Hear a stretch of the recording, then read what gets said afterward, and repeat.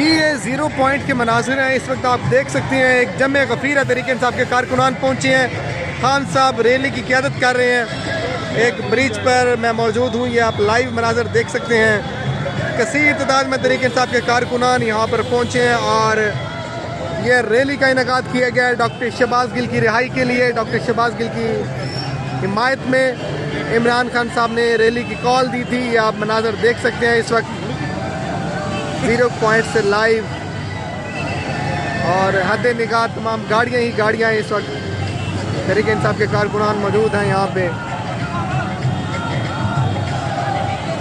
नारे लगाए जा रहे हैं। इमरान खान साहब की गाड़ी स्ट्रक है बिल्कुल, ये आप देख सकते हैं।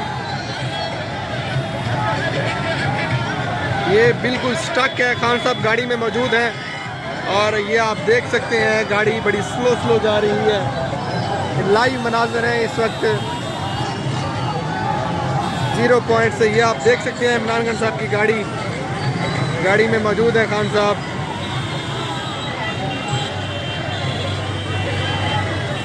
ये लाइव मनाजर हैं इस वक्त 0 पॉइंट से। कारकुनान की कसीर तादाद यहाँ पर पहुँची है और ये खान साहब की गाड़ी ब्रिज के नीचे से गुजर रही है।